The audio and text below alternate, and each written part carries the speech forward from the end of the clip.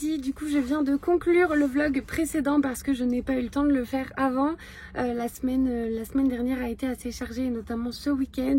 Mais ça y est, je suis donc rentrée en Dordogne. Là j'accompagne ma maman à un rendez-vous médical, donc je l'attends dans la voiture en attendant. Bien joué Sophie. Bref, je suis donc en vacances. La semaine va être placée sous le signe du repos, de la lecture et puis du temps en famille et avec mes proches. Donc voilà, super contente, surtout quand je sais que voilà, la semaine prochaine qui m'attend va être une semaine de déménagement, donc pour le coup un petit peu plus chargée, mais ça va être très cool aussi. Et voilà, donc mon objectif c'est d'avancer dans mes lectures. J'ai fini du coup le Passager sans visage de Nicolas Beuglet.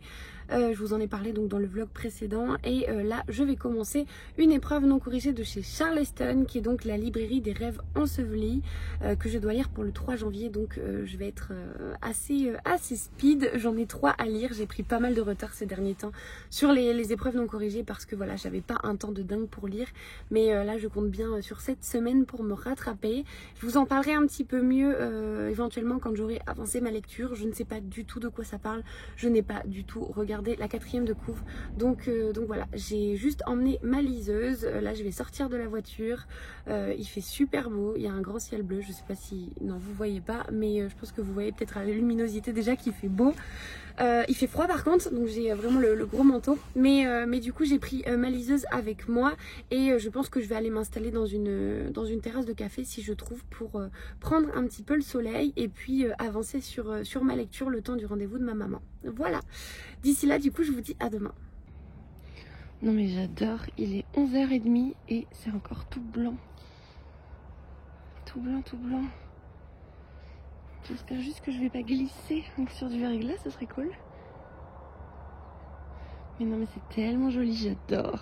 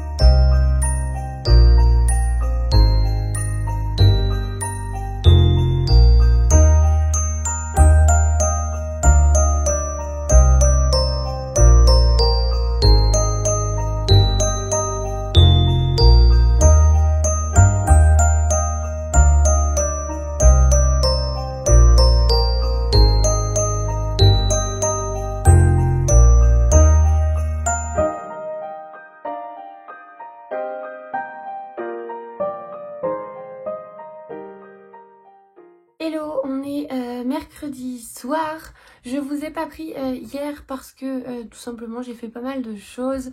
Je me suis baladée, je suis allée à Easy Cash. Je vous ai montré d'ailleurs je crois des passages. J'ai rien trouvé pour moi, j'ai juste pris un livre pour ma maman. Il y avait un roman d'Agnès Ledig qui est On regrettera plus tard. Moi je ne l'ai pas lu, je n'ai d'ailleurs jamais lu d'Agnès Ledig, mais je sais que ma maman avait lu juste avant Le Bonheur, elle avait beaucoup aimé et donc voilà, je suis tombée sur ce petit livre et je lui ai pris, donc elle était contente. Et voilà, donc je n'ai rien trouvé pour moi. Il y avait du choix, mais il n'y avait rien qui m'intéressait particulièrement. Et les romans qui auraient pu m'intéresser, c'était des romans que j'avais déjà. Donc voilà, inutile d'encombrer encore plus les bibliothèques, surtout là avec le déménagement où j'essaie vraiment de faire du tri. Qu'est-ce que j'avais à vous dire? Donc je vous ai quitté, je venais de terminer Le Passager sans visage, oui, puisque je l'ai terminé dimanche soir, je crois. Ou lundi, je sais même plus. Bref, oui, si, je sais, ça y est, c'est revenu. Je suis donc dans ma lecture de l'épreuve non corrigée de chez Charleston, qui est la librairie des rêves ensevelis de...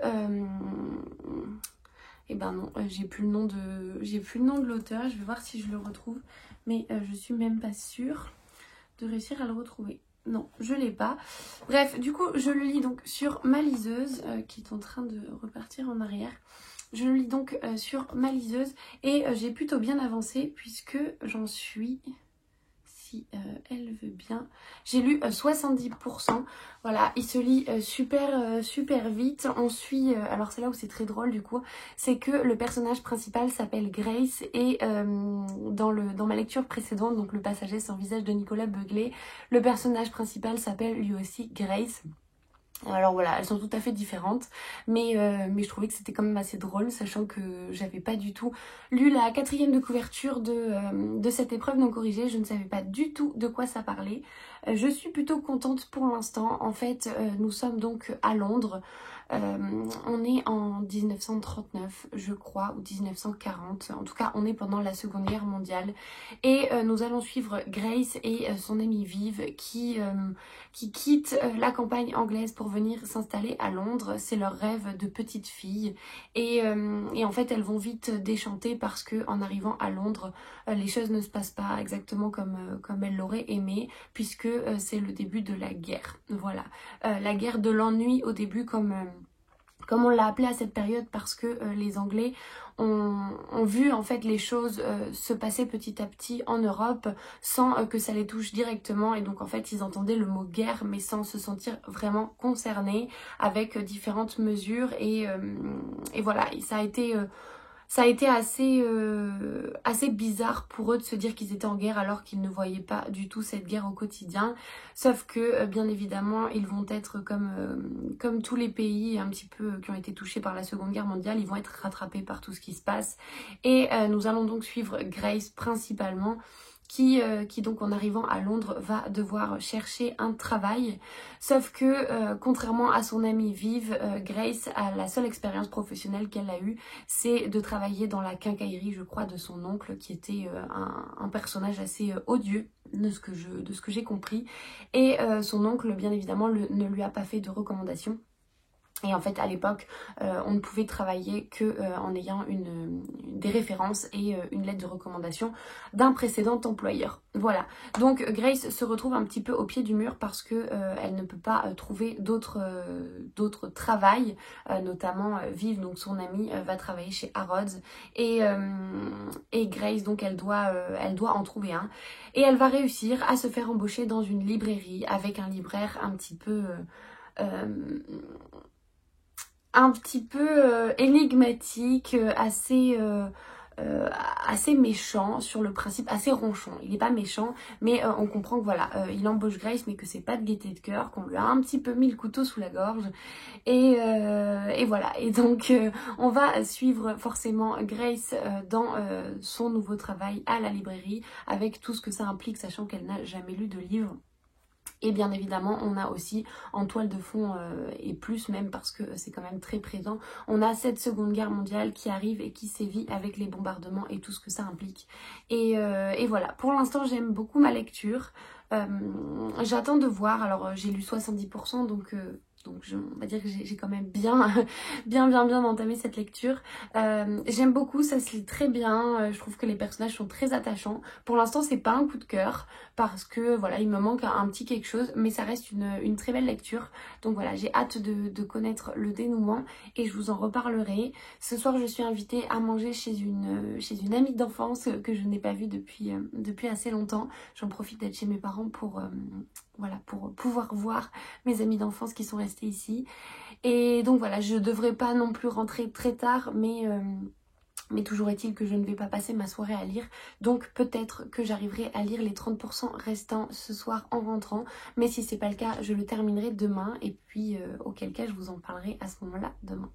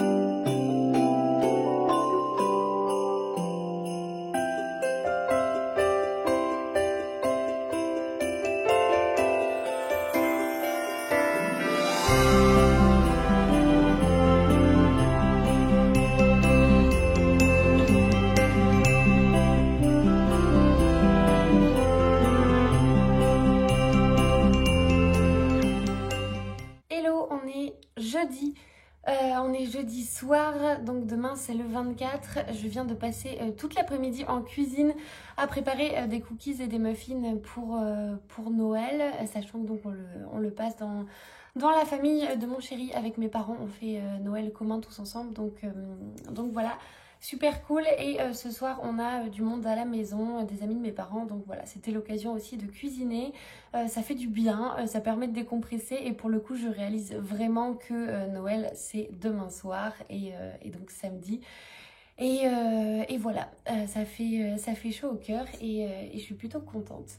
Concernant du coup ma lecture, j'ai terminé aujourd'hui la librairie des rêves ensevelis. Comme convenu en fait hier, j'ai lu un petit peu en rentrant mais je ne l'ai pas terminé et donc je l'ai terminé dans la journée, là ce matin ou ce midi, je sais plus. J'ai vraiment bien aimé cette lecture, franchement. J'ai beaucoup aimé alors l'atmosphère, non, parce qu'on est en pleine Seconde Guerre mondiale, mais voilà, je me suis vraiment attachée aux personnages, que ce soit Grace, Monsieur Evans et tous ceux qu'on peut rencontrer dans ce roman. J'ai beaucoup aimé l'atmosphère, en fait, enfin, oui, encore une fois, c'est pas l'atmosphère, mais tout ce qui unit ces personnages et tout ce qu'ils traversent, notamment donc avec la guerre, avec les bombardements, les doutes de chacun, les craintes et comment finalement réussir à trouver un petit peu de lumière en ces temps très sombres. Et voilà, franchement, c'était une lecture très agréable. C'est pas un coup de cœur, mais c'était vraiment une super lecture. Et voilà, je suis contente de l'ajouter du coup à ma liste entre guillemets de romans qui se déroulent pendant la Seconde Guerre mondiale. Je vous ferai d'ailleurs peut-être une vidéo sur le sujet. Je vous en avais parlé sur Instagram il y a quelques temps, il y a quelques mois je crois, pour avoir justement vos suggestions de romans qui se déroulent pendant cette période. J'en avais vraiment eu beaucoup et j'avais pas franchement pris le temps de trier. Donc voilà, à l'occasion, ça fera peut-être partie des choses que je vous ferai en 2022. Et puis voilà, j'ai pas mal d'idées d'ailleurs pour cette prochaine année qui arrive par rapport à des vidéos, vous proposer des nouveaux contenus. Parce que je sais que voilà, même si les vlogs effectivement c'est on va dire le cœur de ma chaîne YouTube, j'aimerais bien aussi continuer à vous proposer d'autres contenus, que ce soit des vidéos thématiques sur des romans qui se passent par exemple pendant une période ou des romans à lire pendant une saison par exemple, comme je le fais déjà, mais également voilà d'autres contenus, mais je vous garde la surprise, je vous en parlerai un petit peu mieux. J'aimerais aussi du coup en janvier vous préparer une vidéo sur mes coups de cœur, mes lectures coups de cœur pour 2021, donc toutes les lectures que j'ai vraiment adorées sur cette année passée, faire un petit peu le bilan, puisque donc on est le 23 décembre et pour l'instant j'ai lu 95 livres, voilà, j'avais l'objectif de 100. Je pense que ce serait un peu compliqué de lire 5 livres là jusqu'au 31 en 7 jours, même si je suis en vacances. Mais voilà, je vous préparerai tout ça une fois que j'aurai déménagé et que je serai bien installée. Je pense que ça pourrait être plutôt sympa. Et voilà, bref, du coup donc j'ai terminé cette lecture. Je vais en entamer une autre qui est, je pense, elle aussi une épreuve non corrigée de chez Charleston.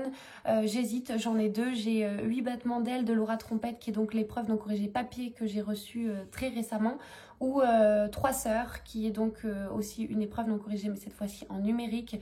10 heures Maurice, qui est donc... l'auteur qui a écrit Le tatoueur d'Auschwitz, Le voyage de Silka, si je vous dis pas de bêtises, et donc 3 sœurs, celui-là. Il y en a peut-être un autre entre-temps, je ne sais plus. Bref, voilà, toujours est-il que c'est les 2 ENC que j'ai à lire d'ici le 5 janvier. Ça va donc arriver très vite, et de ce que j'ai compris, 3 sœurs est plutôt un beau bébé. Donc voilà, il faudrait quand même que je m'y mette. Là, du coup, il est 18h. Je vais aller me préparer un petit peu et me changer parce que j'ai foutu de la farine partout sur mon pantalon et que c'est pas comme ça qu'on reçoit des invités.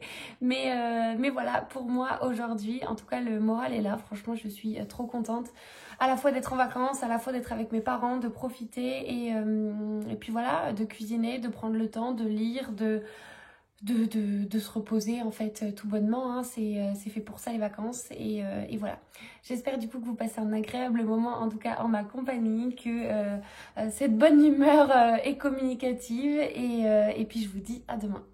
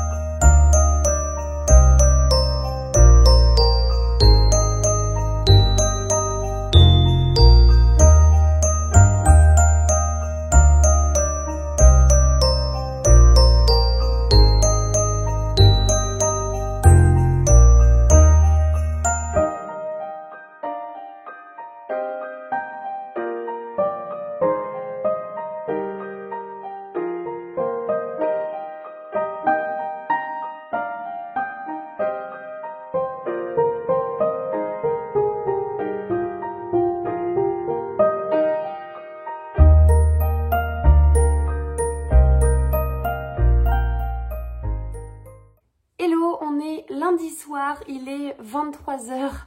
Je vous prends, comme vous pouvez le voir, c'est vraiment le bazar derrière moi. Tout simplement parce que le premier jour de déménagement, c'est demain, donc le mardi 28 décembre, où on ramène en fait une partie de tout ce que j'ai dans l'appartement en Dordogne chez mes parents. C'est notamment tout ce qu'il y a sur la terrasse et quelques petites choses comme la commode, un tapis, etc. Toutes ces choses-là que je n'emmène pas finalement à Paris. Donc voilà, j'ai passé la journée à faire des cartons. Je suis rentrée ce midi à Bordeaux. Et voilà, j'ai passé l'après-midi à faire les cartons. Il est 23 heures, je viens de terminer. Je suis complètement rincée et il faut que je continue demain parce que je n'ai pas encore tout pu ranger dans un carton, enfin dans des cartons. Je vous prends pour clôturer ce vlog, mais avant ça, je voulais quand même vous montrer mes 2 réceptions puisque je n'étais pas là, je n'étais pas à Bordeaux toute la semaine dernière et j'ai quand même reçu 2 petits colis. J'en profite pour vous dire que je parlerai, je pense, dans un prochain vlog des différents cadeaux que j'ai pu avoir à Noël. Il n'y a pas eu énormément de cadeaux livresques, j'ai reçu 2 livres pour l'instant, mais voilà, ils sont déjà dans des cartons. Tout est déjà plus ou moins enfermé parce que du coup on déménage mercredi, donc le 29 décembre. Et voilà, j'ai tout rangé, donc je vous en parlerai mieux quand je serai vraiment installée à Paris. Ce sera l'occasion aussi de vous montrer l'appartement et puis de vous embarquer avec moi. Concernant donc les colis, le premier colis, alors je sais normalement ce que c'est. C'est un colis qui me vient des éditions Fayard, mais je crois que c'est Mazarine, si je ne vous dis pas de bêtises. Hop.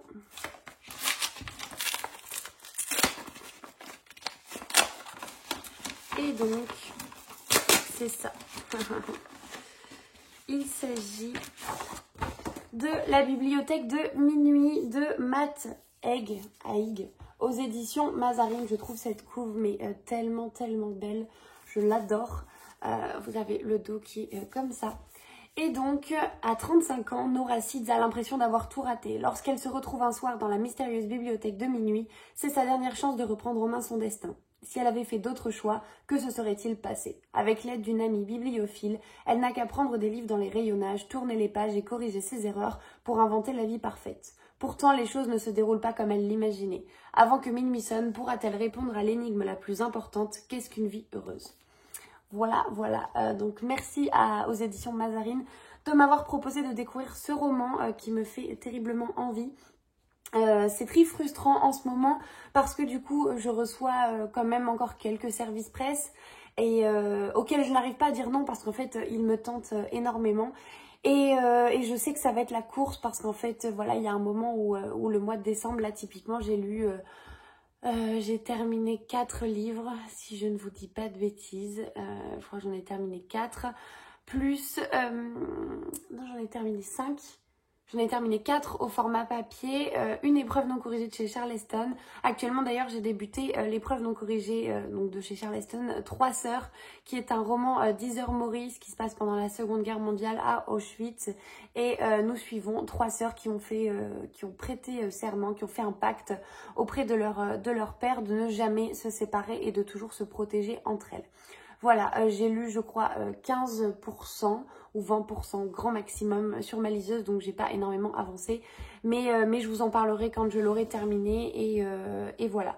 Juste du coup c'est vrai que je n'avance pas énormément, que entre les fêtes de Noël où j'ai passé du temps en famille et ça fait un bien fou, et le déménagement, je vous avoue que voilà, là le rythme de lecture il est pas là, mais c'est pas grave, c'est pas du tout la priorité et j'aurai tout le temps de lire une fois que je serai bien installée. Le deuxième colis, celui-ci, je sais ce que c'est aussi puisque j'ai eu le retour des copines lectrices Charleston. Et il s'agit du premier roman de chez Charleston officiel. On va dire, c'est pas une épreuve non corrigée, c'est le livre définitif. Et c'est juste à côté de moi, de Sophie Carquin, qui sera donc à la rentrée littéraire pour l'hiver 2022. Et nous suivons Suzy Pritt qui est embauchée par la famille Wagner pour peindre une fresque murale pour leur fils disparu. Elle comprend vite qu'il ne s'agit pas d'une banale histoire de fugue ou d'un tragique accident. Nils a disparu dans sa chambre. Depuis 1 an, il ne sort plus, ne parle plus ni à ses parents ni à sa sœur, ne communique plus par aucun moyen. Il est là, juste à côté, mais il vit en dehors du monde. Hantée par ses propres démons, Suzy se donne pour mission de faire revenir le jeune homme. Alors qu'ils s'apprivoisent mutuellement, ces deux êtres blessés par la vie vont s'accompagner à leur façon sur le chemin de la guérison. Un roman sensible et bouleversant sur l'ouverture à l'autre, la résilience et la puissance de l'art. Voilà, voilà. Donc, il y a 4 avis sur le petit marque-page que nous avons reçu. Il n'y a pas d'avis dans le livre parce qu'il fait partie de la rentrée littéraire. Mais dedans, nous avons notamment l'avis d'Angie, une histoire qui va me marquer longtemps. Et l'avis de Magda, les thèmes du livre si durs, si forts ont été abordés avec une telle justesse, une très belle lecture. Et c'est exactement ça. C'est exactement le ressenti que j'ai eu sur cette lecture. C'est un tout petit roman, il est très court, mais il aborde des thèmes qui sont terriblement difficiles, comme notamment le deuil, puisque donc Suzy, qui est la protagoniste que nous allons suivre, a été au Bataclan lors des attentats du 13 novembre, avec tout ce que ça implique et toutes les séquelles qu'elle a pu en garder. Et bien évidemment, donc, Niels, qui est le garçon de la famille qui ne sort plus de sa chambre et qui a décidé de ne plus communiquer. Et tous les deux, c'est exactement ce qui est décrit dans la 4e de couve. Tous les deux vont essayer de s'apprivoiser et essayer de se redonner un petit peu goût à la vie. Et voilà, c'est une très belle histoire, c'est très touchant, c'est très juste. Je m'attendais pas du tout à aimer autant en démarrant cette lecture et j'en garde un très très très très bon souvenir. Donc voilà, je vous le recommande très chaudement. Et je n'ai pas exactement la date de sortie. Ah, il est dédicacé. Trop contente. Et donc, non, je n'ai pas la date de sortie, mais... Si, en librairie le 12 janvier, voilà. Donc il fera partie de la rentrée littéraire d'hiver. Normalement, il y en a 3, je crois, de chez Charleston qui sortent le 12 janvier. Et franchement, vous pouvez foncer. Voilà, c'est tout pour moi, pour ce vlog. Je suis désolée s'il est un peu décousu, s'il y a un petit peu de bribes par-ci par-là et qu'il n'y a pas réellement de continuité dans les lectures. Mais voilà, je fais au mieux. Je m'arrête donc ici, j'espère que vous avez trouvé de belles suggestions de lecture. De mon côté, je repars me reposer après cette journée intense, cette semaine intense de fêtes et de cartons pour le déménagement. Et puis je vous dis à la prochaine.